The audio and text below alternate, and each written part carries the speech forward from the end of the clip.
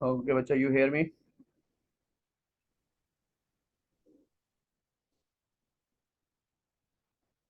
जी बच्चा, you hear me?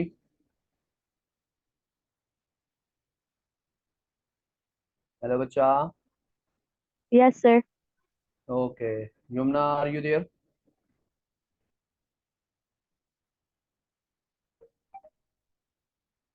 Yes, sir. Yes.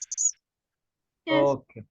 Okay, now question ये था बेटा, आपसे कहा जा रहा था कि a ball strike a horizontal surface with momentum p, it's mean, for example, मैं यहाँ ड्रॉ कर देता हूँ एक क्लियर पिक्चर। ये एक हॉरिजॉन्टल सरफेस है, एक बॉल यहाँ से आ रही है। आपको सुनाई दे रही है मेरी आवाज? Yes, sir. We can अच्छा, hear यहाँ you. से आया, यहाँ से बॉल आई, ये पी मोमेंटम के साथ आई। यहाँ से हिट होने के बाद ये पी मोमेंटम के साथ ही बाउंस बैक हो जाएगी। क्यों? क्योंकि initial momentum will be equal to final momentum. Clear होगी बात? अब वो Yes. आपसे क्या कहना चाह रहा है? वो आपसे कहना चाह रहा है भाई, at an angle of theta, यानी थीटा, ये वाला एंगल भी थीटा है आपके पास, और यहाँ पर भी एंगल थीटा बना हुआ है। ऑलरेडी डायग्राम यहाँ बनी हुई है, लेकिन उसके ऊपर मैंने वर्किंग की हुई है, तो इसलिए मैं यहाँ ड्रॉ कर रहा हूँ उसको। उसके बाद आपसे कह रहे हैं एज शोन, जैसे शो किया गया नीचे, आपसे कह रहे हैं द बॉल रीबाउंड, यानी बॉल यहाँ पर हिट होने के बाद रीबाउंस हो गई है। ठीक है, with the same magnitude of the momentum, mean P से आई, पी के मोमेंटम से ही वो क्या होगी, बाउंस बैक हो गई। At the angle theta at the surface, same angle theta at the surface बना रही है। The ball is in contact with the surface at T time, T time के लिए वो यहां पर, यानी ये जो आपकी बाउंड्री नजर आ रही है, जहां पर ये देखो वो हिट कर रहा है सरफेस को, समझ आ रहा है? ये देखो, ये जो हिट कर रहा है इस जगह पे, उसको टी टाइम लगा है। कितना टाइम लगा है? D. टी टाइम लगा। अब आपसे कह रहा है what is the magnitude, magnitude को मैंने अंडरलाइन किया हुआ है, magnitude of the resultant force. अब रिजल्टेंट फोर्स क्या होती है? Delta P upon delta T, यही होती है हमारे पास resultant force. Yes, sir. Okay, तो वो कह रहे हैं रिजल्टेंट फोर्स का मैग्नीट्यूड निकालना है आपने, acting on the ball during the collision. Collision कब हो रही है? यहां पर, जब वो हिट कर रहा है सरफेस को, कोलिजन हो रही है। तो अगर हिट कर रहा है सरफेस को, कोलिजन हो रही है, तो वहां पर रिजल्टेंट फोर्स कैलकुलेट करने को आपसे कहा जा रहा है। Got the point, got the question, के क्वेश्चन में वो क्या रिक्वायर्ड कर रहे हैं, क्या पूछा जा रहा है? Sir, can you repeat what you said? Your voice was not clear. Okay, मैंने कहा कि क्या आपको क्वेश्चन क्लियर हो गया कि क्या पूछा जा रहा है क्वेश्चन के अंदर? Yes, Sir, sir. They आपकी asked voice about the cut हो magnitude. रही। सर, लास्ट पार्ट रिपीट करेंगे, आपकी वॉइस कट हो रही थी। अच्छा, मैंने कहा देखिए, they are saying that the magnitude of the resultant force. तो रिजल्टेंट फोर्स का फॉर्मूला भी ऑलरेडी नोट है, delta P upon delta T. और कब वो पूछना चाह रहा है? वो पूछना चाह रहा है जब कोलाइड हुआ, कोलिजन हुआ। तो कोलिजन यहां पर हुआ, इस जगह पे, जब वो सरफेस के साथ हिट हुआ। Done the point? Yes. Okay, now अब हम इसकी करेंगे कैलकुलेशन। तो कैलकुलेशन में सबसे पहले देख तो बेटा, आफ्टर द कोलिजन हमारे पास there is no change in horizontal component of the momentum. कैसे पता चला? जरा यहां पर आ जाओ ऊपर। एक मोमेंटम वो यहां से स्टार्ट कर रहा है इस रेड पॉइंट से, यहां से स्टार्ट हुआ, और वो आते आते कहां आ गया? इस पॉइंट पे आ गया, यहां पर हिट हुआ है। डन है?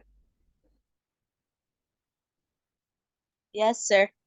तो जब वो यहां से स्टार्ट हुआ तो ये तो एंगल था, तो अगर ये थीटा एंगल है तो यहां पर ये भी एंगल थीटा होगा, because it is the alternate angles. ये ऑल्टरनेट एंगल बन रहे हैं ना? Yes sir. तो यहां पर भी थीटा आ गया। Got it. अब मैंने क्या कर दिया? एक्स कंपोनेंट ड्रॉ कर दिया, इसी पॉइंट पे एक्स कंपोनेंट आ गया। तो x component I have, P का एक्स कंपोनेंट होगा P cos theta. Got it? यानी देखो अगर मेरे Cos is पास for फर्ज करो, horizontal. देखे बेटा ये है पी, फर्ज करो P is upward, P is upward. अब अगर मैंने इसका एक्स कंपोनेंट ड्रॉ करना होता तो एक्स कंपोनेंट के लिए मैं ये वाली लाइन ड्रॉ करता, वाई कंपोनेंट के लिए मुझे ये ड्रॉ करना था बेटा, for the upward, Yes, sir. और अपवर्ड, अपवर्ड था तो देखो वाई कंपोनेंट अपवर्ड जा रहा है। अब अगर यहां पर ये पी देखो डाउनवर्ड है तो वाई कंपोनेंट डाउनवर्ड ड्रॉ हुआ है सिर्फ इस वजह से। Got it? हाँ. अच्छा, अब P का ये वाला कंपोनेंट एक्स कंपोनेंट है तो इसकी वैल्यू हो जाएगी P cos थीटा, यही हो जाएगी क्योंकि एक्स जी. कंपोनेंट cos थीटा ना। तो बस जो भी P एक्स वाई जी जो भी है तो उसको मैं लिख दूंगा P cos थीटा, और ये y कंपोनेंट है तो P sin थीटा, यही होना चाहिए। हाँ. Sir, जो horizontal होगा, it will be cos theta, right? जी, जी बेटा, वर्टिकल जो होता है वो साइन होता है, हॉरिजॉन्टल जो होता है वो कॉस होता है। Done? Yes. Okay. Yes, sir. अब जरा सा गौर करना मैं अब क्या कर रहा हूं, ठीक है? थोड़ा सा पॉइंट पे आओ तो देखो अगर मैं इस पॉइंट पे आ जाऊं तो इस पॉइंट पे ये मेरा हॉरिजॉन्टल बना P cos थीटा, इसी पॉइंट पे मेरा वर्टिकल बना P sin theta but downward. Clear हो गई है पॉइंट? जी. अच्छा, अब देखो उस बॉल ने यहां हिट किया, यहां के बाद ये जो मोमेंटम बन रहा है ये फाइनल मोमेंटम बन रहा है आफ्टर द कोलिजन। हमने मोमेंटम का प्रिंसिपल यही पढ़ा है Yes. ना, जब हमने यही प्रिंसिपल मोमेंटम का कहा है कि the initial momentum will be always equal to the final momentum, mean momentum before the collision is equal to momentum after the collision. Got it? Yes. Okay. अब यहां पर ये आफ्टर द कोलिजन मोमेंटम हो रहा है, मैंने after the collision momentum यहां ले लिया। अब जब यहां मैंने आफ्टर द कोलिजन मोमेंटम लिया तो आफ्टर द कोलिजन मोमेंटम में मेरे पास हॉरिजॉन्टल बन गया P cos थीटा, वर्टिकल बन गया P sin theta but upward. Got it? Yes. जी बेटा Yamuna, got it? Yes, sir. अच्छा, अब जरा गौर से देखना, ये पॉइंट अपने जहन में रखना। अब ये देखो ये क्या है, डाउनवर्ड है, ये दूसरा क्या है, Upward. Upwards. अपवर्ड है। तो इसका मतलब हो गया अगर डायरेक्शन ऑपोजिट होगी तो एक के साथ मैं नेगेटिव साइन यूज करूंगा, Yes. मीन या तो इस Yes. साइन थीटा के साथ मैं नेगेटिव साइन यूज करूंगा या इस साइन थीटा के साथ नेगेटिव साइन यूज करूंगा, दोनों में से किसी एक के साथ मैं नेगेटिव साइन यूज करूंगा, दोनों में से किसी एक के साथ, दोनों के साथ नहीं। Got it? जी. ओके। अब जरा जो लिख रहा हूं बड़े गौर से समझना उसको। अब मेरे पास जो आएगा वो क्या आएगा, वो आएगा चेंज इन मोमेंटम, ये आएगा मेरे पास चेंज इन पी, यही आना चाहिए ना मेरे पास। अब चेंज इन पी जो होगा, पहले चेंज इन पी को कैलकुलेट करने से पहले चलो मैं पहले इनिशियल मोमेंटम कैलकुलेट करता हूं। इनिशियल इनिशियल मोमेंटम जो हो जाएगा वो क्या हो जाएगा आपके पास, इनिशियल मोमेंटम दोनों को एडअप किया जाता है ना, यानी P sine theta plus P cos theta, यही होगा इनिशियल मोमेंटम। जी. ओके नाउ, अब अगर मैं फाइनल मोमेंटम कैलकुलेट करता हूं तो फाइनल मोमेंटम होगा पी माइनस पी। क्यों माइनस पी क्यों लिखा मैंने, Opposite in direction. yeah it is opposite in direction, that's why I am using the minus p plus p cos theta। Sorry ये क्या आ गया भाई, कौन सी लैंग्वेज आ गई, वाह, लैंग्वेज चेंज, अब कहाँ से लैंग्वेज चेंज करूँ, एक तो इसने लैपटॉप ही मेरा चेंज किया हुआ है। प्लस लैंग्वेज कहाँ से, अच्छा यहाँ से, एक मिनट यार, यहाँ आ जाएगा P cos theta. Done, got the point. हाँ अच्छा, अब हमने ये कहा कि जो इनिशियल मोमेंटम होगा वो इक्वल होगा किस चीज के, फाइनल मोमेंटम के, क्योंकि देखो यहां पर लिखा हुआ है the ball rebounds with the same magnitude of the momentum at the angle this. Same momentum से गया है, सेम मोमेंटम से गया है। Yes sir yes. इसका मतलब ये हो गया कि मैं इसको डिलीट कर देता हूं कि भैया मेरे पास अब आ गई है इक्वेशन के आपका क्या है, आपका initial momentum will be equals to the final momentum. ये क्लियर हो गया कि P sine theta plus P cos theta is equals to minus P sine theta plus P cos theta. यहां तक आ गया। Yes sir. अच्छा, अब अगर इस P cos थीटा को मैं यहां से उठा के इस साइड पे ले आऊं इक्वालिटी के, तो ये प्लस हो रहा है, इधर जाके क्या हो जाएगा, सर Negative. एवरीथिंग क्या? माइनस हो जाएगा। तो इसका मतलब है ये और ये चीज तो कट गई, कट गई। जी। Yes. डन हो गया। अब जब ये कट गई, अब जनाब मुझे कैलकुलेट करना है चेंज इन मोमेंटम। तो चेंज इन मोमेंटम अगर ये यहां से इस साइड पे आएगा तो माइनस है, प्लस हो जाएगा। अगर ये यहां से ये वाली साइड से इस साइड जाएगा तो प्लस है, यहां माइनस हो जाएगा, तो minus minus plus. Got the point. Yes, sir. Okay, तो अगर ये पॉइंट क्लियर है मेरा बच्चा, तो यहां से जरा गौर से देखो, तो यहां पर भी तो मैंने यही किया हुआ है कि ये स्टेटमेंट लिखी हुई है यहाँ पे कि change in Two. Momentum is equals to minus P sine theta minus plus P sine theta, plus minus minus then minus minus plus, तो मेरे पास आ गया minus two P sine theta. यहां तक बात क्लियर हो गई। Yes sir. ओके, अब उन्होंने पूछा है rate of change of momentum mean force. तो फोर्स का फॉर्मूला मेरे पास होता है change in momentum upon time. तो चेंज इन मोमेंटम तो मेरे पास है 2p sine theta upon T हो जाएगा। तो मेरे पास आंसर बन गया 2p sine theta upon T, तो मेरा आंसर बन रहा है डी।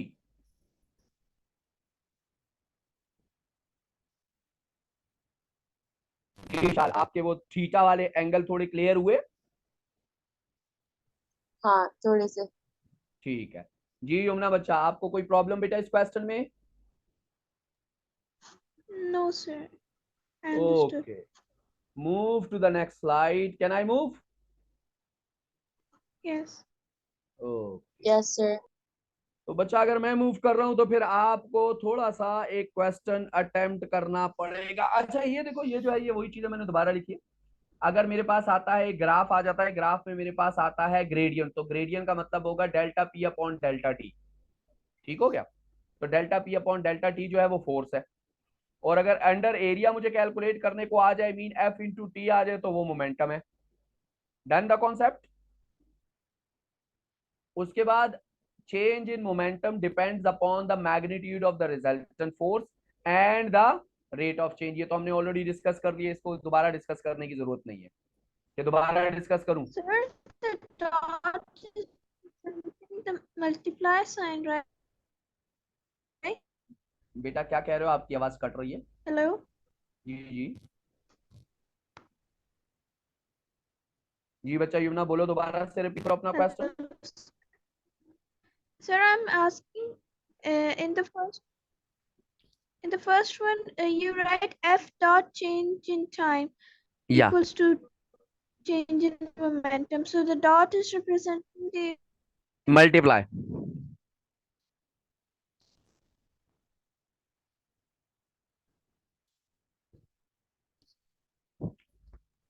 hello. जी बच्चा, dot is representing multiply. Okay. Okay, now come to next. तो आपके पास यहाँ पर ग्राफ शो किए गए हैं। देखो बेटा, वेलोसिटी टाइम ग्राफ हो या मोमेंटम टाइम ग्राफ हो, दोनों की शेप बिल्कुल सेम ही बनेगी, क्योंकि देखो वेलोसिटी, ये Sir, लाइन क्या रिप्रेजेंट कर रही है विशाल, क्या आप मुझे sir, I बता have a सकते हैं? question. जी बेटा बोलो। For tomorrow, we're going to do a recap session again, right? Or with about the what? questions या for dynamics. या We'll finish the question. Okay. अच्छा इशाल, क्या मुझे आप बता सकते हो इस, ये क्या है? वेलोसिटी टाइम ग्राफ है, तो वेलोसिटी टाइम ग्राफ में ये लाइन क्या रिप्रेजेंट कर रही है? Constant velocity. Constant velocity.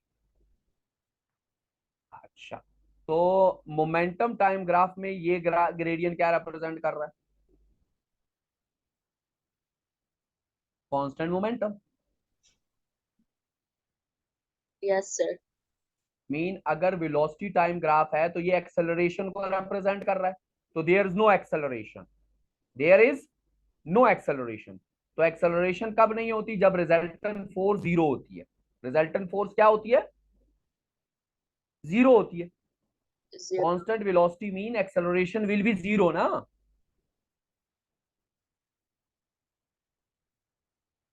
Yes, sir.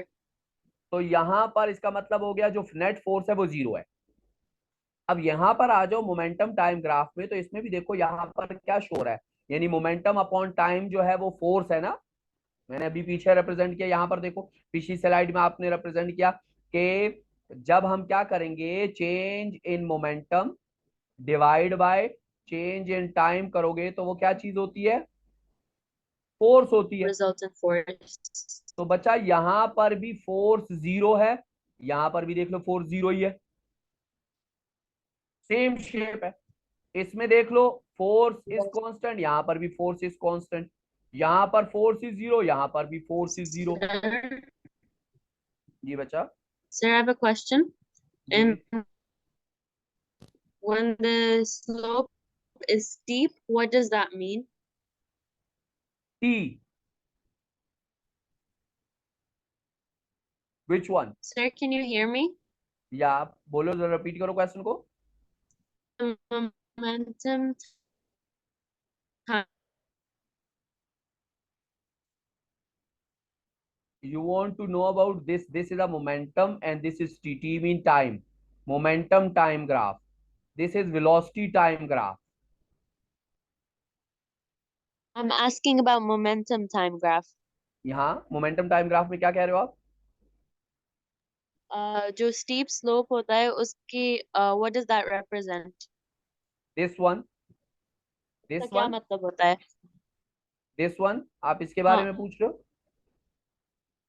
जी तो बेटा आपको मैंने कहा अगर मोमेंटम अपॉन टाइम मैं करूंगा तो ये ग्रेडियंट आएगा।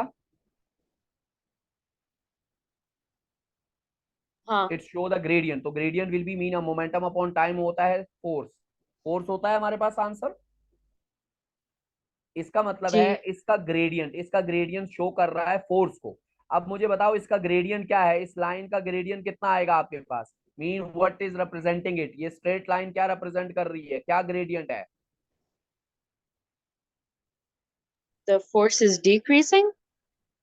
डिक्रीजिंग इंक्रीजिंग को छोड़ दो, ग्रेडियंट क्या है? Is the gradient is constant? Gradient force है uh ग्रेडियंट इज कांस्टेंट और नॉट? no sir बचा no here in this point the gradient is zero in this line because it's yeah parallel in to the that x-axis. Done. yes sir This line is parallel yeah to the x-axis, it's mean the gradient will be zero. But in this line, the gradient is constant because the line is straight. In this position and in this position, the gradient is constant. yes sir So it's mean force is constant. yes Okay, same here. The acceleration is constant.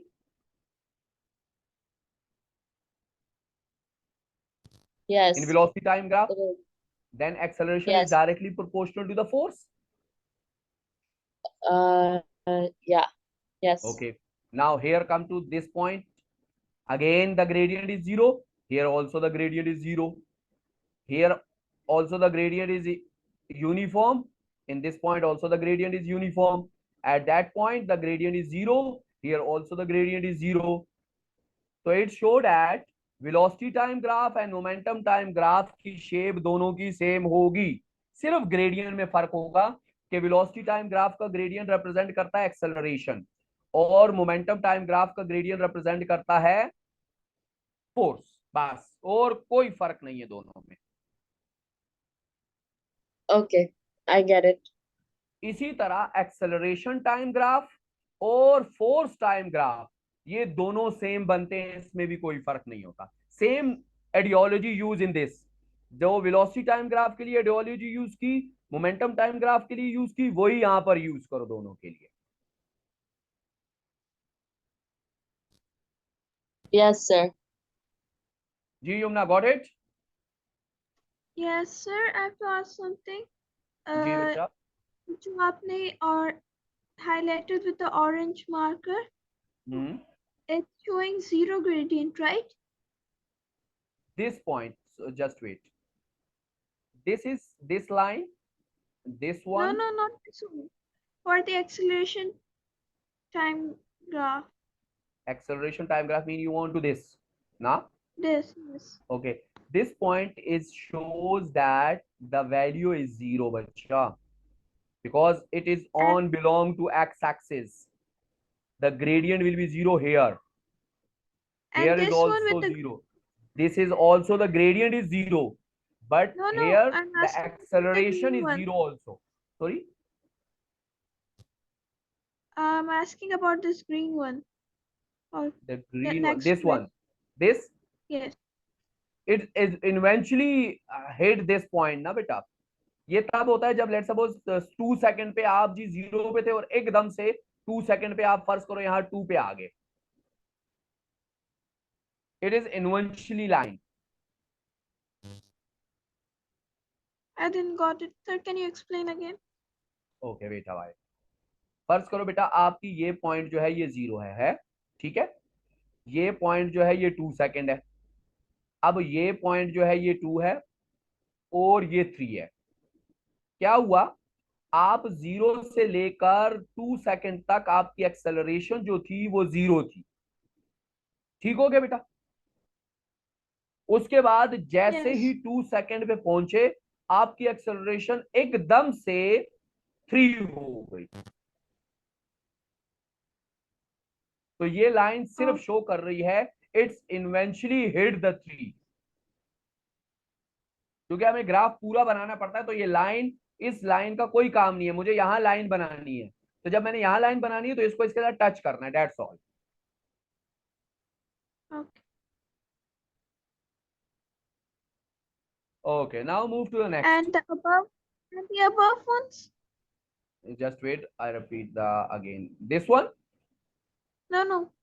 This one? No. Sir जो ऊपर orange वाले lines हैं उनके साथ जो lines हैं green वाले। बेटा ये वाली ना? नहीं हाँ यस। तो बेटा ये भी सेम वही चीज है, यहाँ पर ये 0 थी एकदम से यहाँ पर जाके 2 हो गई, ये -3 हुई, मीन ऑपोजिट इन डायरेक्शन में हुआ, ये ऑपोजिट इन डायरेक्शन में हुआ। With the force and time graphs, right? This Force is upon time. acceleration and time graph and this is force upon time graph. दोनों में यही चीज है, right? दोनों में सेम है। Okay. अच्छा इशाल बच्चा, ये क्वेश्चन मैंने आप लोगों को दिया है, क्वेश्चन को जरा स्नैपशॉट लेके जरा इसको जरा एक बार पढ़ लो, शाबाश, क्योंकि बड़ा इंपॉर्टेंट क्वेश्चन है, एक एग्जांपल है आपकी ये। Yes,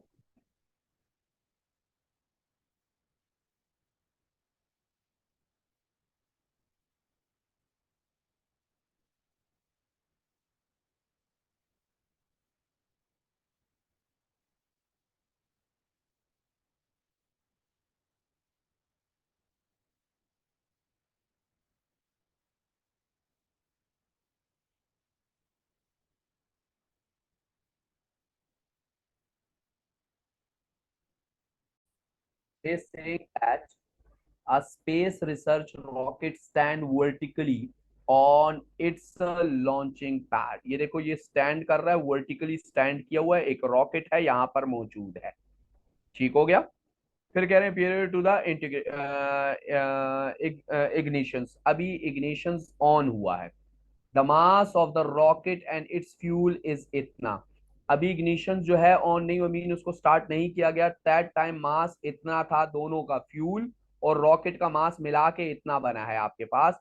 क्या बना है आपके पास? आपके पास जो टोटल मास बना है वो है 9.1 multiply by 10⁻³ on ignition. Ignition जैसे ही ऑन किया, gas is ejected from the rocket. Gas eject हो रही है डाउनवर्ड रॉकेट से at the speed of this 2.5 multiply by 10⁻³ metre per second. इससे गैस आउट हो रही है। तो और से मेरी बात सुनो बेटा, जब फ्यूल फ्यूल गैस ही है ना बेटा, कि नहीं कुछ और चीज है?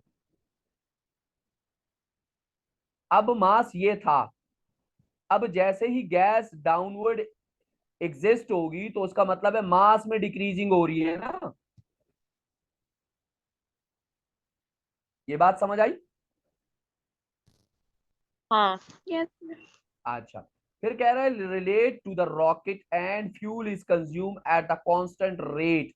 अब फ्यूल जो कंज्यूम्ड हो रहा है वो इतना हो रहा है, पर सेकंड में 7.4 kg कंज्यूम्ड हो रहा है। यानी हर सेकंड 7.4 kg जो है वो खत्म हो रहा है। तो मीन मास में से हर सेकंड 7.4 kg मास जो है वो डिडक्ट हो रहा है, कम होता जा रहा है। ये बात क्लियर होगी? जी।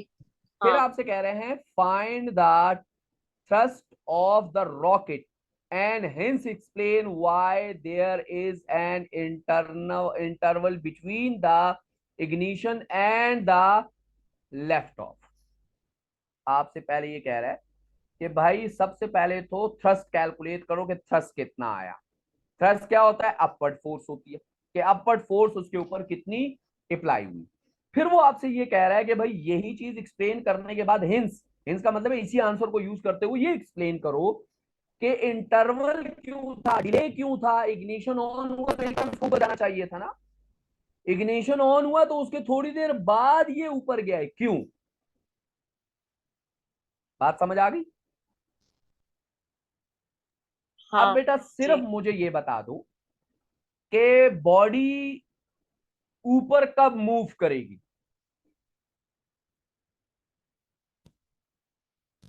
जब उसके पास फोर्स होगा। यानी ऊपर वाली फोर्स ज्यादा होगी तब मूव करेगी ना। Yes, sir. When the upper हाँ force ji. is needed, so वो हाँ, तो अब आ ऊपर जाओ की जरा तरफ। अप थ्रस्ट फोर्स कैलकुलेट करते हैं, थ्रस्ट की फोर्स कैलकुलेट करते हैं। तो सबसे पहले मैंने वेट कैलकुलेट किया। जब वेट कैलकुलेट किया तो मास ये रहा मेरे पास, जी ये दिया हुआ है उसने। तो मैंने क्या कर दिया, मास मल्टीप्लाई बाय जी, तो ये मेरे पास आ गया wait of the rocket and fuel. Starting में वेट ऑफ द रॉकेट ये था और फ्यूल का वेट यानी मिला के मेरे पास आया 19,000 N। ये मेरे पास क्या आ गया? वेट आ गया। डन हो गई बात?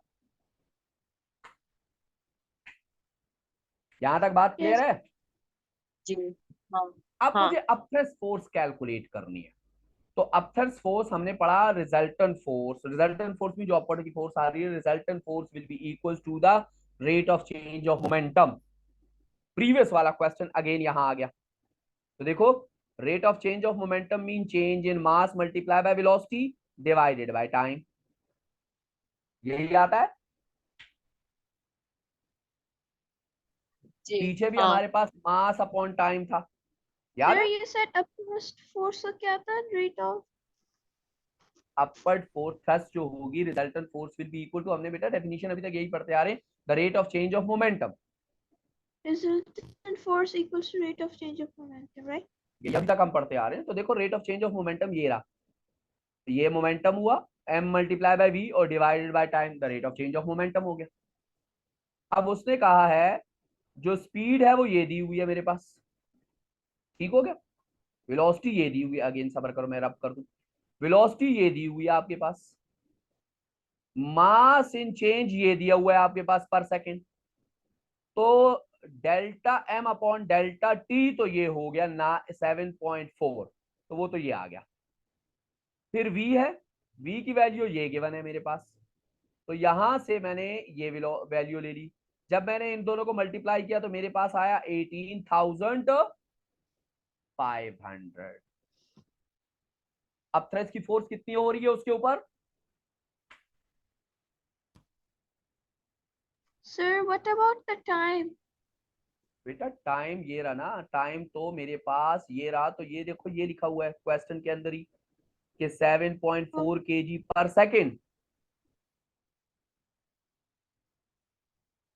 अगर ये पर मिनट होता जैसे पिछले क्वेश्चन में था तो मैं यहाँ 60 कर देता, अगर ये पर आवर होता तो 3600 कर देता, लेकिन वो तो है ही पर मिनट पर सेकंड, तो पर सेकंड लिखने की जरूरत ही नहीं है ना।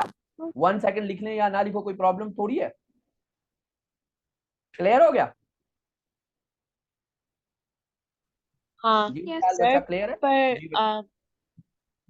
एक क्वेश्चन, वेट का क्या ताल्लुक है फोर्स के साथ? हाँ हाँ, वेट का ये ताल्लुक है जो बेटा वेट कि कैलकुलेट। जो वेट कैलकुलेट इसलिए किया क्योंकि मुझे रीजन चाहिए किस चीज का, कि ये जो आपका पूरा आपका रॉकेट है वो कह रहा है कि इसका इंटरवल क्यों आ रहा है। इंटरवल अगर स्टार्टिंग में ही इसका वेट और अपथ्रस्ट फोर इक्वल होती तो ये ऊपर कांस्टेंट स्पीड से चलना शुरू कर देता, यही होना चाहिए था ना। क्योंकि हमने कहा when there is no net force the object continue in uniform motion, हमने ये कहा। और फिर हमने कहा कि when yes there sir. Is a net force so it's produce the acceleration. अब उसका वेट ज्यादा है, लेट्स सपोज एक भारी चीज है, एक टेबल है, आप उसके ऊपर अपनी फोर्स लगा रहे हो लेकिन आपकी फोर्स टेबल को नहीं उठा पा रही। वजह क्या है? क्योंकि टेबल का वेट ज्यादा है, वो नीचे ही पड़ा हुआ है। इसी तरह यहां पर इसका वेट ज्यादा है, इसीलिए ये नीचे मौजूद है, ये ऊपर नहीं जा रहा। तो that's why we calculate the weight of the oh rocket, के भाई सर, रॉकेट का वेट कितना है। so you wanted to compare the weight and the force in yes, newtons to make it a see, fair या decision. we compare the upthrust force and the weight of the object. If the upthrust force will be increased from the weight of the object, that time the rocket move upward. If the upthrust force is decreased from the weight, so till that point वो वहीं पर रहेगा, वो ऊपर नहीं जा पाएगा। Yes sir, it's clear now. Okay now अब देखो हमारे पास जो अपथ्रस्ट की फोर्स आई वो आई 18,900 और जो मेरे पास वेट आया वो है 19,000। मीन 500 न्यूटन का फर्क आ रहा है। कितने का फर्क आ रहा है? 500 Newton. तो 500. उसने फिर कहा कि चलो जी अगर अपथ्रस्ट फोर्स आ गई तो उसका पहला क्वेश्चन आंसर तो ये आ गया कि जी ये हो गई अपथ्रस्ट फोर्स। अब वो कह रहा है इस आंसर को यूज करो, हिंस एक्सप्लेन, एक्सप्लेन करो why there is an interval. तो ये रहा वो इंटरवल। अगर इंटरवल है तो initially the weight is greater than the thrust, so the thrust is not sufficient to lift the rocket, but as more and more fuel is consumed the total weight of the rocket decrease and become lesser than thrust, then the rocket lift off. अब clear हुआ? Yes Sir, sir. जी बच्चा। but अगर हम fuel ज्यादा ज्यादा मतलब consume, मतलब जब इंजन कंज्यूम करेगा तो वो बाहर निकलेगा, लाइक एवपोरेट जी हो बच्चा, जाएगा, राइट? नहीं तो इसलिए उसका वेट कंज्यूम कम हो करने का जाएगा। मतलब है वो यूज कर रहा है। ओ, अब जब फ्यूल यूज होता है तो वो खत्म हो रहा होता है, मीन मास उसका डिक्रीज हो रहा होता है। तो उसने एक रेट दिया हुआ है, देखो यहाँ पर दिया हुआ है 7.5 kg पर सेकेंड। उसने खुद बता दिया कि इतना kg पर सेकेंड वो फ्यूल को यूज कर रहा है। ठीक हो गई बात बेटा? अब वो जितना ज्यादा यूज करेगा सर उतना उसका वेट व्हाई कम होता रहेगा। Not clear? जी बच्चा अभी आवाज आ रही है?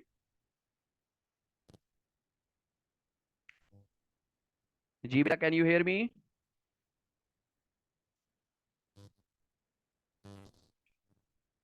बच्चा कैन यू हेयर मी?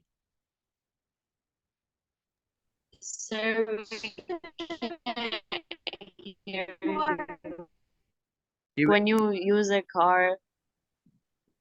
जी बेटा, आवाज आ रही है? Yes, sir. अच्छा, इसमें देखो बेटा, मैंने आपसे कहा कि ये देखो, ये आपके पास दिया हुआ है 7.4 kg/सेकेंड। उसने रेट खुद दे दिया है कि भाई इतने 1 सेकंड में वो इतना मास डिक्रीज कर रहा है। कंज्यूम का मतलब ये हो कि फ्यूल बर्न हो रहा है। फ्यूल बर्न होने का मतलब ये है कि उसका मास जो है खत्म होता जा रहा है। तो जितना भी फ्यूल पड़ा हुआ है वो आहिस्ता आहिस्ता पर सेकंड इतना खत्म हो रहा है। तो जब स्टार्टिंग में उसका वेट देखा तो उसका वेट नीचे डाउनवर्ड ज्यादा था, इसलिए वो ऊपर नहीं जा रहा था।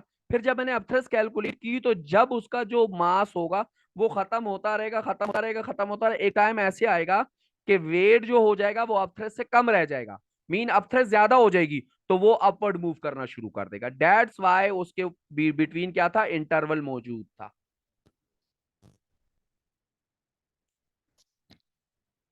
क्लियर होगी बात बेटा? Yes, sir. Okay, now move to next. अब Newton third law of motion है, जिसको हमने Sir, बड़ी this is the clearly last discuss किया one. था। एवरी एक्शन, नहीं बेटा, अभी काफी ज्यादा है, इसमें और भी चीजें हैं। चलें ठीक है, आज के लिए इतना काफी है। मैं इंशाल्लाह वी डिस्कस लेटर ऑन। बस इसमें कुछ भी नहीं है, बस सिर्फ और कोलिजन्स के बारे में था। और ये न्यूटन थर्ड लॉ है जो ऑलरेडी आपको पहले भी पता है, लेकिन बस इसमें एक्शन और रिएक्शन लिखना पड़ता है कि एक्शन और रिएक्शन के लिए कुछ प्रिंसिपल्स हैं।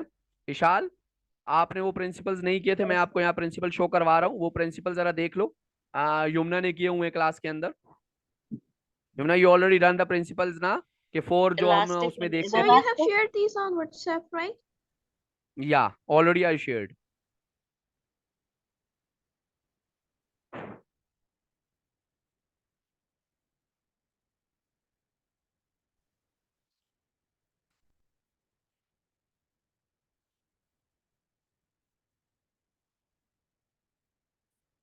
जी बच्चा, नजर आ रहा है? Yes, sir. अच्छा, ये देखो, ये कॉन्टैक्ट फोर्सेस वगैरह कुछ है, ये हमने सिर्फ उसकी डेफिनेशंस लिखी थी। जो आपने कहा था फोर्सेस इज अलग चैप्टर, कोई फोर्सेस अलग चैप्टर नहीं है, हम इसी में उसने हमने इसको कर लिया था। सिर्फ उसकी डेफिनेशंस तक है और कुछ नहीं है। ठीक है। अच्छा, अब बस सिर्फ 2 चीजें मैंने आपको बतानी है जो आपने रिकॉग्नाइज करनी है। बेसिक चीज आपके पास क्या है? 1 मिनट, वो स्लाइड आ जाए वो मैं आपको शो करा दूं। उसमें सिर्फ आपने ये रिप्रेजेंट करना है कि भैया आपकी जो ऑपोजिट फोर्सेज है, मीन एक्शन और रिएक्शन है, वो कैसे आप डिस्कस करोगे कि एक्शन कौन सा है और रिएक्शन कौन सा है। तो एक्शन और रिएक्शन हमेशा के लिए 2 ऑपोजिट फोर्सेज होती हैं, इक्वल इन मैग्नीट्यूड होती हैं और ऑपोजिट इन डायरेक्शन होती हैं। लेकिन वो दोनों को रिकॉग्नाइज करना पड़ता है। रिकॉग्नाइज करने का मतलब ये हो गया कि हमें देखना होगा कि एक फोर्स जो है, एक्शन जो है, वो एक बॉडी के ऊपर अप्लाई हो रही है और रिएक्शन दूसरी बॉडी के ऊपर अप्लाई होना चाहिए। ये नहीं होता कि एक्शन भी सेम बॉडी पर है और रिएक्शन भी सेम बॉडी पर है। दोनों एक ही बॉडी पे नहीं होती। यानी एक्शन और रिएक्शन को अप्लाई करने का इंपॉर्टेंट चीज ये है कि एक्शन और रिएक्शन हम रिकॉग्नाइज करते हैं कि एक्शन एक बॉडी के ऊपर होता है, उसका रिएक्शन दूसरी बॉडी के ऊपर होता है। जैसे देखो, वेट ऑफ द बॉडी बनता है। अगर वेट ऑफ द बॉडी बन रहा है आपके पास, तो वेट ऑफ द बॉडी जो है वो आपके पास अगर बन रहा है, तो वेट ऑफ द बॉडी जो है उसको हम क्या करते हैं, वेट ऑफ द बॉडी को हम कहते हैं कि भाई आपका डाउनवर्ड आ रहा है। तो एक ऑब्जेक्ट